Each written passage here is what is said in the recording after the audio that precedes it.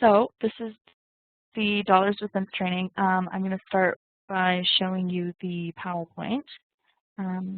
So this is the actual PowerPoint that we will be using in class. You might see a couple of little differences as we sort of go forward with our rebranding. I'm not sure if you've seen a bunch of stuff that's like more light green and orange and stuff. This one's still got kind of the dark green and the older logo with the little yellow triangles in it.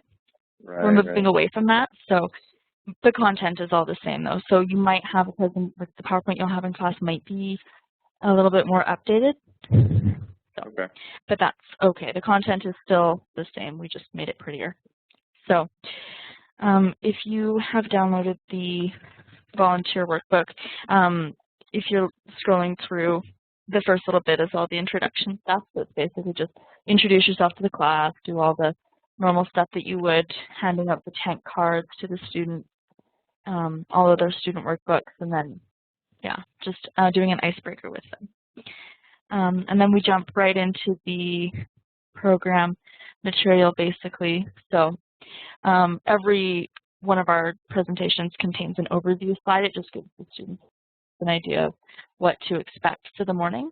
And then we also have the expectation slide, which basically gives the students the expectations of what you expect of them in the class and what they can expect from you. So obviously you're going to have fun because Dollars with Cents is fun. It's awesome. I'm looking forward to it. All right. It is a really awesome program. It's one of our ones that we've had around for quite a while. And so every once in a while you'll find something that's a little bit outdated, or you'll be like, well, we don't really deal with that anymore. Or like, you know, there's an area where we're talking about checks. Nobody really writes checks anymore. There's a lot of electronic transfers. So there's areas where you as the volunteer can, of course, share things like, oh, you know, I don't actually do this because I do this instead, or something like that. So you can, yeah. So that's where you get to share your knowledge. So the first thing we do with the students, lesson 1 is called Let's Talk Money. And the very first activity is called What Would You Do? It's on page 8 of this volunteer workbook. And there's not a page for the students yet in their book. So they're just basically, it's a discussion. So first thing in the morning, you're going to give the students $100 each. Maybe not exactly, like maybe not actually giving them $100, but you know, they get pretty excited. They're like, oh, yay. So now they have a choice how they can spend. Yeah, now they're excited. All right. So they have to spend the money in 3 different ways. So they could buy 20 shares in a software company, $5 each, or they could save the money, or they could buy a video game that they really want. So you want to ask the class, well, what would you do with your $100 and why would you do that? And so they'd say, like, I don't know. A lot of them, some of them might ask you what shares are, and so you might have to explain that. Some of them know, some of them don't. On average, we say every class knows all this information as a whole, but not every student knows everything. So, like one student might know shares, but another student might know something else as we go down the road. So you'll find that they know a lot of this stuff, but not everybody in the class knows it. So it's kind of fun when they can share that stuff. So then you want to, yeah. So the next thing that we do with the students is on page 9 of the volunteer guide. At the top there, it has a little breakdown of what happened. So now we want to look 5 years later. What happened with that $100? So in the software company, the stocks or the shares that they purchased were valued at over $10 each. So they over doubled 5 years later. So they doubled their money or a little bit more. If they saved the money, of course, they would have put it in a savings account with the bank, and then it would have earned whatever interest that bank account offers. And then buying the video game. How much is a video game really worth after 5 years? Mostly they're obsolete, so it's not really an ideal thing to do, right? Of course, there's, you know, we're not telling them not to ever buy video games, but just when you look at it that way. I was in a class recently, and a lot of the students actually already said that they would save the money, which was kind of interesting. So, yeah, it'll be neat to see sort of what your group says and sort of does with theirs. It'd be cool.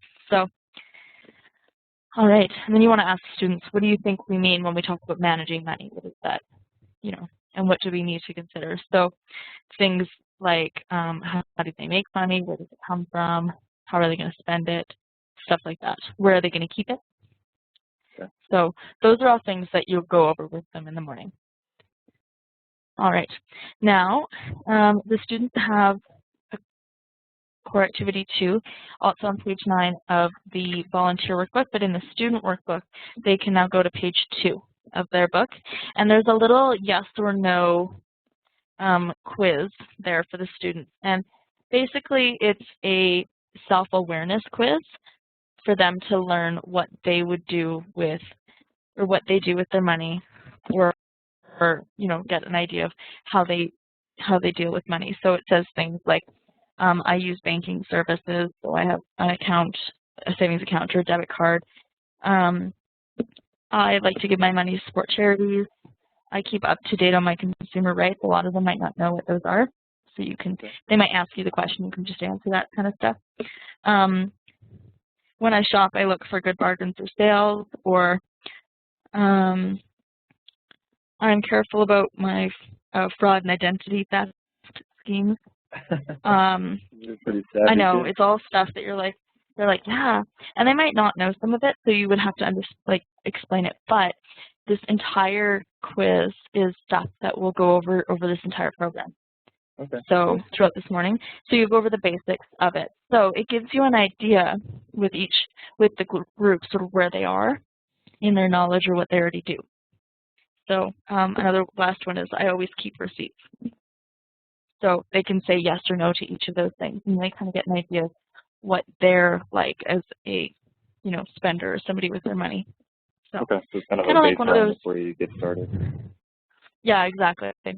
And then you can, you can have them, you can go through and like, who said yes or no to this question? Kind of go through that, or you can make it fun, just if you want to be creative, and just sort of ask them, yeah, just kind of ask them what they came up with for that kind of stuff. So, all right, the next activity that we get to go through with the students, just double check, sorry. I have to double check the PowerPoint. Sometimes I can't remember what's next. It's been a while, but anyways, the next thing that they do is called Trade versus Money. Now, this is a optional activity because it's extended. So it's, if you have time, like if you feel like you went through the first little bit really fast, or you know that there's extra time in your schedule, say like it's kind of an extra long morning. I can't remember with the specific school that you're going to what the schedule is like. I did know at one point, but I don't know right now. So I'll let you know if they kind of have a longer morning, because then you can do this game. It's a lot of fun, but it takes a lot of time. Got it. So, and it's only in the book. We don't have a slide for it because it's not a mandatory or core activity. But basically what you get the students to do is we give them out these cards. And on these cards it says things like compact discs, or it says like a veggie burger, or computer chips, I think is another one of them. So there's about 5 or 6 different varieties of card. And for each thing on the card, there's a little description, and it says, you have an abundance of computer chips, but you really need to get some vegetables, maybe, if that's what's on one of the other cards. So what they have to do is they have to find somebody else in their class who's got vegetables, and then they have to trade for it. But then the person with vegetables needs to find somebody who's got a veggie burger. So it's kind of like a big circle, how in order for them to get what they need, they kind of have to barter and trade with one another and try to get what they need. Exactly. And sometimes it's not so easy because the person doesn't want what they have because it won't get them what they need. Ah, okay. Right? Because if the person, it's not 2 cards have the same. So like if it's vegetables and computer chips, the vegetable card, they want veggie burgers. But then the computer chip card wants vegetables. So it's kind of like you can't just trade them and be done. Right, you have to like go through and trade like 5 or 6 times. Yeah, it's difficult. So they do that. So they learn the barter system. And then we also include dollars. So they're a big stack of little fake JA kind of like Monopoly looking dollars that you'll get in your kit as well. And then what you do is you assign a price for, each item. So everything is worth $5. So then the students have to go and buy whatever it was that they were originally looking for. So if they had a chip that, or had a card that said that they wanted, the vegetables on it, then they would just go and buy the vegetables with the money instead of trying to like trade something for it. So that's how they learn why the money system was invented in the first place. Oh, cool. Like I said, it takes a long time, but it's awesome and it's a lot of fun, and it gets them moving kind of first thing in the morning. So it's good. Grade 7 is usually awesome anyways. Like I find that they're sort of impressionable and kind of sweet still at that age. So it's not that they're not when they get older, but their interests change for sure. So, yeah, I know what you're talking about. In New Orleans, I felt like right after that, you get into, you're too cool to participate until you start to really so. Yeah, and I mean, all of our programs, sweet spot. Yeah, all of our programs are really engaging, and we find a way to get around that most of the time, but you always get, like, every once in a while, like we talked about in classroom management, there's always a kid that maybe doesn't want to participate, or, kids with different personalities, so it's just a matter of mitigating that and sort of working with them. So, yeah. All right. So the next core activity is called Exploring Methods of Payment. So you want to ask the students, when we are talking about a cashless society, what do we mean? And the students will be like, nobody has any money? And they actually say this every time. It's so cute. I'm like, oh, I love you guys. You're so sweet. But anyways, what you're getting at is we don't use cash to purchase things anymore. So on page 12 of the volunteer book, if you're following along there, core activity 2, Exploring Methods of Payment. It's technically the third activity, but we've just listed it as number 2 for this lesson's purpose. And then in your book, you'll see there's 4 pages of just information for each method of payment that we use. So we have things like cash, stored value card. This is a gift card, so like when you go to Tim Hortons and you buy somebody a gift card. Credit cards, checks, and electronic funds transfer. So those, of course, are the 5 main uses or main cashless methods of payment. Of course, there's also cash. So in the student's workbook on page 4 and 5, there's a little breakdown for cash, checks, debit card, credit card, electronic funds transfer, and the stored value cards, and it just shows the advantages and disadvantages of each method of payment. You can have a little discussion about each of these, but I wouldn't spend too much time on the credit card because there's a video coming up that will deal with the credit cards a little bit. So, like I said, here's your credit card video. So this is a video. It's done by the Funny Money Man, and the students love him. It's kind of cheesy. Actually, it's really cheesy, but basically it gives the students an idea of what a credit card is and sort of how interest is charged. So it's a game show, and then there's 3 people on it, and it says, how much we all gave you a credit card with a low interest rate, introductory low interest rate, and you were supposed to buy an MP3 player. And so then it says, well, how much did your MP3 player actually cost? And so the one guy chimes in, he's like, well, we all paid the same, it's $284. And the guy goes into, well, it is for so-and-so because she paid it off right away, so she didn't pay any interest. The other guy, he hasn't paid it off and he's just paying the minimum payment, then it shows how much more he's going to pay for that MP3 player just by paying the interest with the credit card.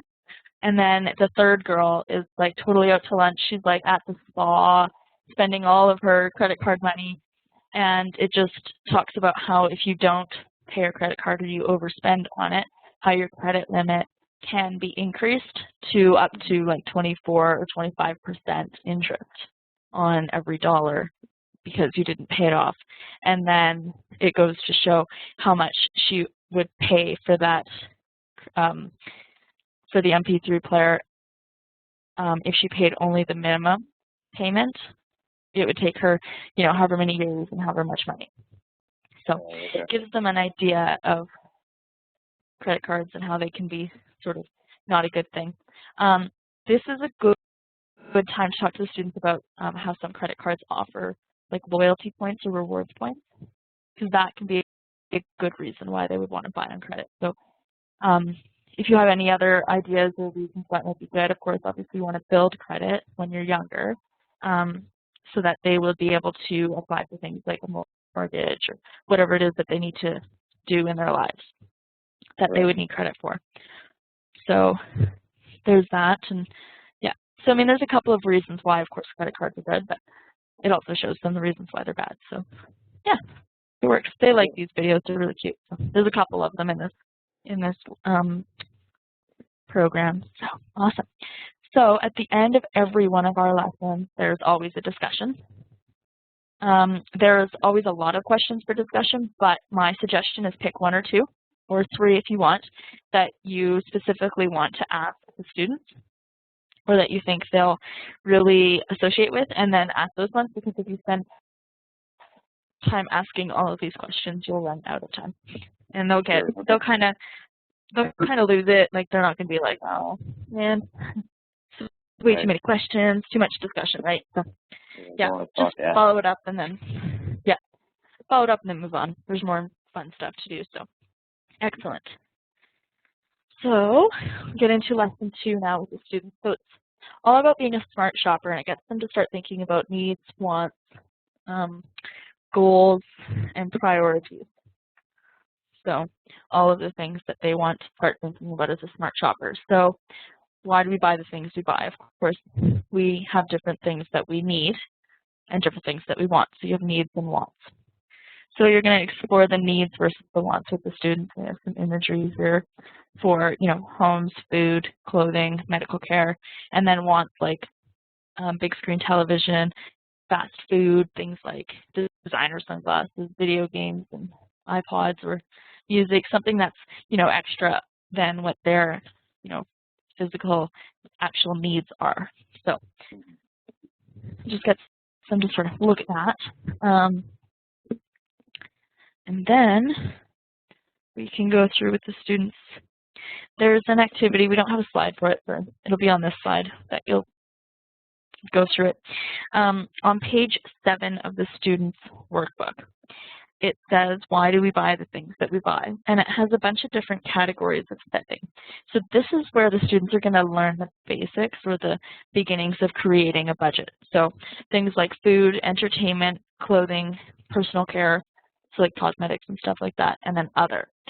So supplies for their pets, sports equipment, hobbies, bus fares, kind of stuff like that. And then what you're going to get the students to do is, there's 2 ways to do this. It depends on your class. You might want to ask them if they get an allowance and how much they get, if they do get an allowance. Because money is such a difficult thing sometimes to talk to students about, it's sometimes a good idea just to tell them that you're going to give them $80. I think $80 is a normal amount from what I've seen and heard in classrooms. It might be on the higher side, but at least you'll give everybody on an equal playing field. Right. Is that yeah, like a month? Yeah, like a month. I know it sounds really high, but there was actually students that get that. And I think it's partly because they pay for their lunches, and then that comes out of their allowance. Yeah, might be something like that. But anyway, so what they would have to do then is take for each category how much of that money they're going to spend in each category, or how much they did spend in that category over the last month. Sort of gets them to start thinking like, okay, well, I spent, half of my money on food. I didn't spend anything on entertainment, but I spent the other half of my money just on clothing because I always have to have the nicest designer stuff or whatever. So they can start to see like, okay, well, was that a need or was it a want? Things like that. So you want to have the students go through on page 7, and the next question for them to answer is, in which category did you spend the most? So of course they'll put like whichever one it is. Is this typical of your spending pattern? So they can go yes or no. Because sometimes we all know every once in a while we have a month where we spend like a bunch of money. Like whenever I have to buy condiments in my house, it's always super expensive to replace all of the condiments. So it's like always a really expensive grocery bill. So my food bill will be like way higher that month than normal. Stuff like that. So is that typical, or did you have to buy something extra? And then if they flip the page over onto page 8, it says what was the largest purchase you made last month. Maybe it was, you know, $10 or $15 to buy something or other, like a hat. Or maybe it was something really expensive and they spent their entire allowance and they even saved up for it. And then number 5 is select, for the students to select all the factors that most influence you in making that purchase. So advertising, peers, you needed it. It was a good price. There was sales special, stuff like that. And then it asks them today, as you think about it, was this a good purchase decision or not? So it's almost like, did you have buyer's remorse after you bought it, or do you still think that it was a good idea? So just gets them to start to think about their spending pattern. And then we get to go on to the next activity, which in this case is called Core Activity 2, Are You a Smart Consumer? I wouldn't spend a ton of time on the first section, like the students can kind of fill that out and then you can move on from that in that first lesson, but this, or that first activity, sorry, but this one you can spend a little bit of time on. So SMART is an acronym, and in the students workbook on page 8, it's listed there, and it's also written into the volunteer handbook on page 20. So stop and think, make a plan, ask questions, review information, and take action. So what I usually suggest to do is either say that you're going to buy a car, or maybe you're going to buy a new, like, you're going to buy like the newest iPod or MP3 player that's out there, or cell phone, anything like that. Anything that's kind of a bigger purchase that maybe they'll use all the time, or something that's maybe usually a little bit more expensive. So you can go through that. So stop and think. I'm not going to go out to, you know, Staples and buy the very first MP3 player I see just because that's the first one I saw. Now I'm going to stop and I'm going to think about what I'm going to get and what do I need. Make a plan. So how am I going to pay for it? Where am I going to go to get, you know, get the item? Ask questions. Does it work really well? Does it have any software on it that maybe makes it difficult to use? Does it use iTunes because it's an iPod, or is it really easy to use? Of course, review the information and then take action, of course. Those are all the things that they want to do whenever you're going to make any kind of decision. And this can go all the way down from, like I said, buying a car or buying an MP3 player to buying lunch or buying a chocolate bar. You know, just make sure that they understand that this is something that they should do. It might not be a super long process, like when you're buying like a car and MP3 player, but it might be, you know, a process that they should go through before they purchase anything. Yeah. So that's that specific lesson. And then in lesson 2, there are a lot of extended activities where we skip them. So it takes us actually all the way to the discussion after this. So we skip all the way to page 23 of the volunteer workbook. And the students are going to skip over page 9 of their book, 10, 11, and 12. There is one of these extended activities, which I do recommend to do. It's sometimes really eye-opening and enlightening for the students, is the actual Know Your Consumer Rights workbook activity. So it's a true or false quiz, basically, about, and it's got different consumer rights. I suggest to look through them and just make sure that you understand them all. Of course, there's always information on the internet that you can find. I think there's actually a link in the volunteer handbook of where you can go to get information specifically at www.consumerinformation.ca, sorry. And it basically will go through all of the things that are in that list, and you can sort of brush up in case that you think that the students are going to have questions on something. But most of the time, you can answer it because well, you're a grown adult. And yeah. Yeah, got it.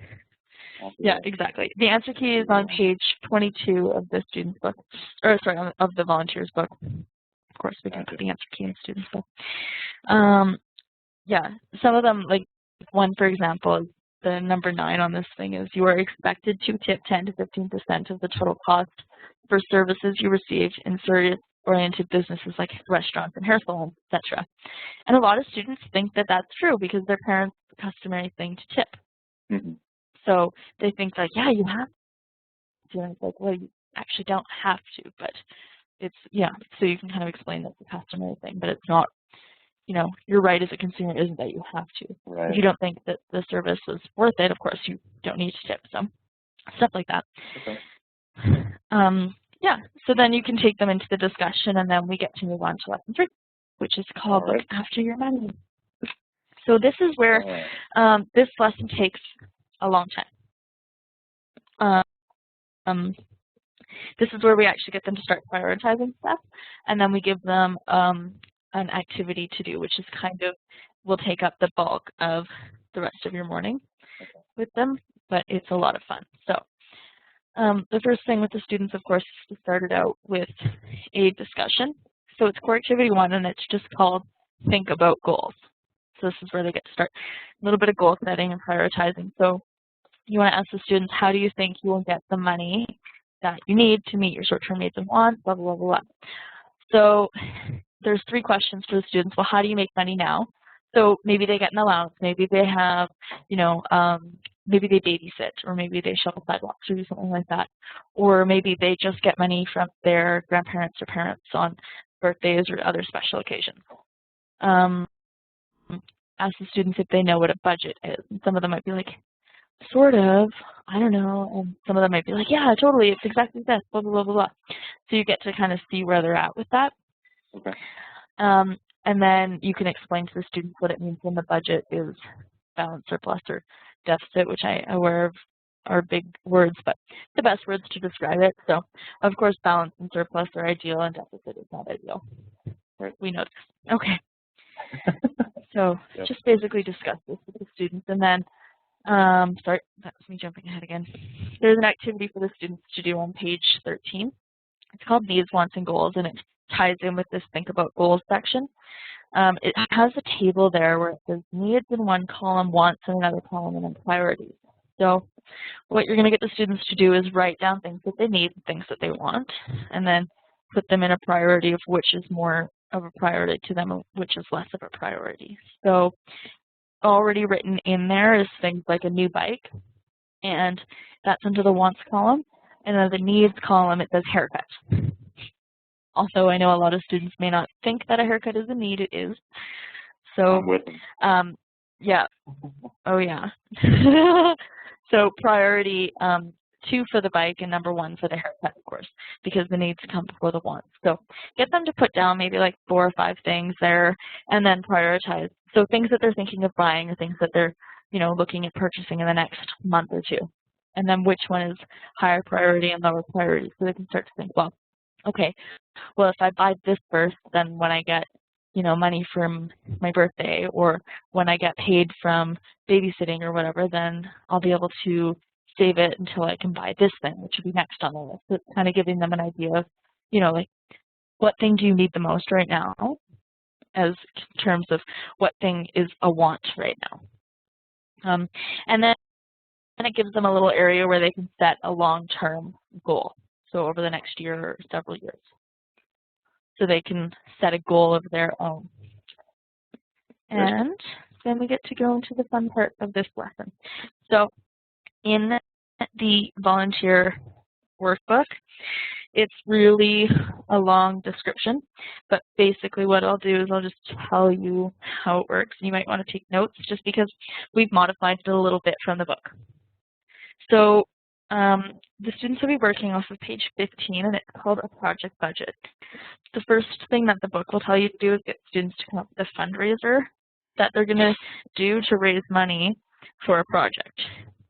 But they don't have a choice of what project they're going to do. They're going to be creating a pizza party or budgeting for a pizza party for their class. Okay.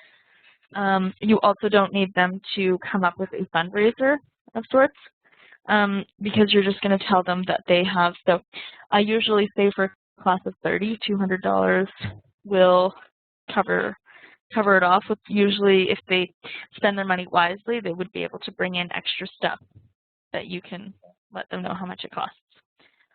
So, for example, if they decide that they're going to buy a bunch of, cheese, pepperoni, and Hawaiian pizzas for their class, just enough to feed them all, because those ones are the cheaper ones, and maybe a salad, which is also cheap, they're going to have money left over.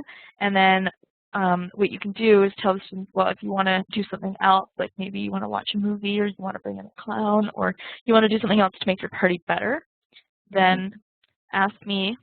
So you get to decide. Ask me how much you think it'll cost. And then the students will, then they can add that into their budget. Okay. So you basically get to decide. I once told some students that a clown was going to cost them like $20. So it doesn't have to be right, super expensive, but yeah, it's a good one. If a clown costs $20 for like an hour, I don't know. Anyways, so they get to do that. Now they'll be working off of page 15. There's a lot of lines for income. Of course, the only income they have is the $200 that they've received from either you, or you could tell them that they did a fundraiser. Like just say you guys did a fundraiser and you got $200, whichever. It's up to you. But in the expenses side, under in the bottom there, they're going to have to write pizzas they're going to buy and what pops they're going to buy, and make sure that they think of everything. If they have to tip the delivery driver, maybe there's a delivery charge. Sometimes they have delivery charge. Do they have to pay extra for plates and napkins? They don't, but it's good for them to think about, because it does say on there, it says plates and napkins included with all orders, but things that they should all be thinking about when they're making a budget. So what are the things that they need to think of? And then what I like to do is get the class to vote on which pizza party they want the most. So. Yeah. So it makes them work extra hard. So tell them at the beginning that they're going to vote on the best pizza party. So they'll be working in groups at this point. So you want to put them in 5 or 6 groups. It depends on your class size. I say 25 or less, 5 groups, and 30, or between 25 and 30, then go with 6 groups, just because it'll make more groups but less people, which is good. So yeah. And if you need help grouping the students, of course, the teacher can help you. Excellent. So spend a little while on this. Of course, it'll take them some time to calculate everything. They also have to add in a GST, which they might not know what that is, or they might not, Actually, at this point, you'll have explained it to them, I think, at some point. Yeah, I think that's one of the true goals. Yep, it was. All right.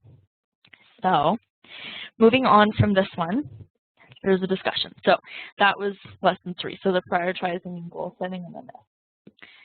So ask them, just a couple of the questions. There are a bunch of other extended activities in lesson 3, but you won't have time particularly to go through them. Okay, so that's unless you want to go through. Yeah. They do the project budget with the pizza party, but like the Shopfront Financial Services, there is one that talks about checks, so know about checks. Of course, checks are a little bit obsolete now, so that takes up quite a few pages. And then on page 32, it says extended activity 3, which is the fraud. Of course, that's another extended one, so you don't have to do it. But if you want to talk to the students a little bit about fraud, you can. There's a step there for the students, or there's a page there in the students' workbook on page 19 where you can spend a little bit of time. Just look at your clock or in your agenda, and if you're like, oh, I'm really running behind, I'm not going to do that, then don't. But that one's not a bad one to do, because it's good for them to understand stuff like that. So scams and spam, or and fraud. And then that takes you to discussion. All right. Number 4. Lesson 4. This one is a lot about investments. So making your money work for you. We'll make your money work. So we start again with another video. The Funny Money Man again. He's great. He basically talks about how when he was a youth or younger, he invested his money and was able to then, use the money later on because he had made money on it, because he invested it and he did well, that he's able to now drive this ridiculously long, fancy car and, live how he does. He also talks about being like cash poor and looking like you have lots of money when you really don't. But he also relates himself to his friend that was in high school who didn't save his money and just sort of spent it all the time. And now he's still driving this like old Volkswagen van and stuff. So you can take some time and watch the video later. But it gives the students an idea of, good sort of things to spend your money on and things like that. So, awesome. All right. Yeah, now we get to talk to them a little bit about investments and making your money work for you. So, on page 21 of the student's workbook, there is 9 different terms and definitions. And what they have to do is match the definition with the terms. So there's things like risk, taxes, rate of return, stuff like that. So they're kind of investment-y, savvy things that the students will be able to do. But of course, the investment and how it works are easy to understand. Of course, that simplicity, the ease of getting money when I want or need it, liquidity, that's why we call it liquidate or stuff like that. The money you gain from investing, of course, return, stuff like this. So all the answers come up here. You can see them in the PowerPoint. So if you don't have your book with you with your answer key, which is on page 34, or you're on the other side of the room from it, which happens to me all the time, I always find that I'm in the classroom and I'm like, oh shoot, I don't have the answer key. It's in my book, like at the front of the classroom, and I'm not there, so don't worry about it. It's on the PowerPoint. Helps. So, all right. Yeah. So it just gives them an idea of what investments, what different terms there are that have to do with investing. And then we get to talk to them a little bit about personal investment choices or the different products that they can invest their money in. If you want to, you can talk to them a little bit about how some of the, products that the book will talk about. So we have savings bonds, savings account, which is safe, of course, the GIC, mutual funds, and stocks. How, some of them may or may not be, like, for example, the Canada Savings Bonds, maybe not so relevant these days. They're not, they're not a high return. They don't have a high rate of return. So it's maybe not the best. This little video here on this slide, though, we'll talk to the students about, I think, 2 of the 6 or 2 of the 5, which I believe is a stock and one of the other ones. I have to look at it again. I found it a long time ago, but it's a lot better than a video that we used to have, which would kind of confuse me even after like 2 minutes. So it's really simple, but it gives the students just an idea. So in the student's workbook, though, there is a description for each of the 5 investment choices or products. So just like at the beginning of the morning, you gave the students $100. Well, now you're going to give them $1,000, and they have to pick an investment to put it in. Now they can split it up between different investments, or they can throw it all into one. So, say that they put some of it in a savings account because they want, the security of it, or maybe they want the mutual funds because, again, the security. But maybe they also want to put part of it in stocks because they know that they can get a rapid return potentially, but they're also not wanting to put all of it in stocks because they don't want to lose it, stuff like that. So you can give them ideas of maybe where it's a good idea to put the money and not put the money that you give them. So, of course, there's the 5 types of investments again, or 4. The other one is the Canada Savings Bonds, but we don't list it on here. So once they've done that with their $1,000, we kind of take the lesson into the investor's game. Now, the investor's game, the way that it's described in the book, and the way that it says that there's like a game board and stuff, we don't do that just because the game itself is really confusing takes a long time, and we have a money Jeopardy that we play with the students at the end, kind of like at the end of the EFS program where we play the Jeopardy game there too. It's sort of the same thing. So they get to play a game. So we sort of modified it so it's different again. So what the students are going to do, of course, you've asked them to take their $1,000 and put it into some of the different accounts. And now what they're going to do is work on page 26 of their workbook. And it's called the Investment Account Journal. There's also a picture of it on page 39 of the volunteer book of what the journal looks like. So for each product that they put, have them cross out the principal.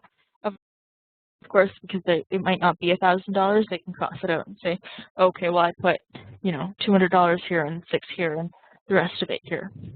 So it just sort of depends on what they've done with it. And then write down what product it was. So if they put some in GICs and some in a savings account and some in stocks, of course, then they'll have to put 3. Then what we do with the students, we have these little blue cards, and they're called annual report cards. And each card has a scenario on it, and it'll say something like, this year the markets were booming, stock prices were high, etc. And so it'll be, that's a good year, of course. And so then for each product, so savings bond, savings account, GIC, mutual fund, and stock, it'll have a percentage, whether it be an up or a down.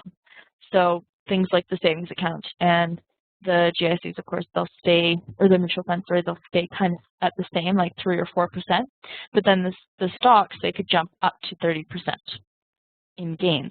So then what the students have to do is take however much money it was that they put in each account, calculate how much percent they earned on it, so that they now know how much it's worth now, how much that money is worth. Does that make sense? Sure does. Okay, good. And then there's other cards where it'll say, oh, it was a really bad year, there was a drought, and the stock market flipped, blah, blah, blah, blah, blah. And then it'll have, the same one, like the savings and stuff will stay at the same. But then things like the stocks and stuff, they'll be negative. So it'll be like negative 10% or something like that. So they lost 10%. So then they have to figure out now how much. And so you can do that for up to 4 years with them. Okay. So you can do basically 4 cards and have them figure it out. So that is the investment knowledge that the students are going to get from the program. All right. After that, we do have a little bit of discussion before you go into play the game. So talk to the students, pick a couple of these questions. Because you talk to them, of course, a lot about investing, they should be able to ask and answer these questions. And we get to play Money Jeopardy. In your book, it's called Money Bingo. We don't include the bingo game cards anymore just because they're a little bit older and outdated. We find that this game is way better and a little bit more tech savvy when we do it on the PowerPoint. It doesn't look so archaic. So we have our Money Jeopardy game board.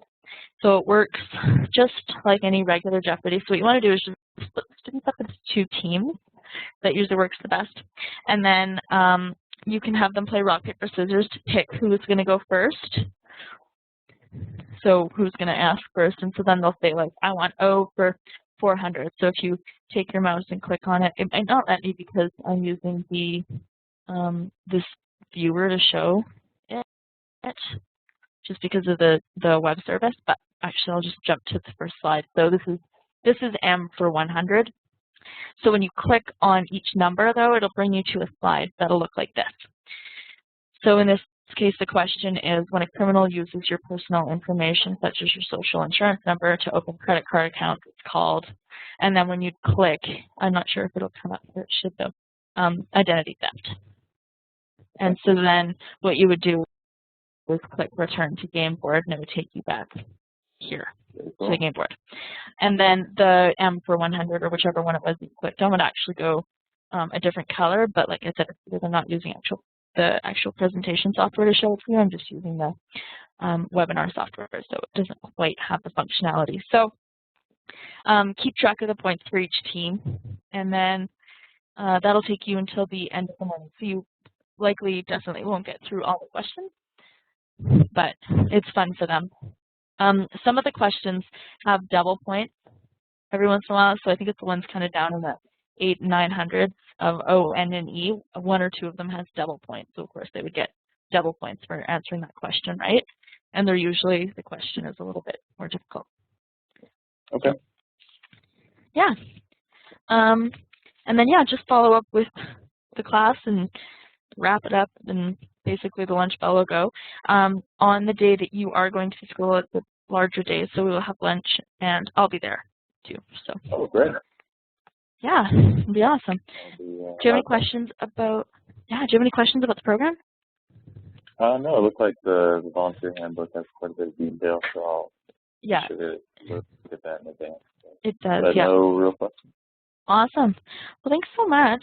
It's quick. Yeah, absolutely. Thanks for your time walking me through it. Yeah, anytime. I'm really happy that we were able to get you to a school. Yay. Yeah, looking forward to it. Yeah, me too.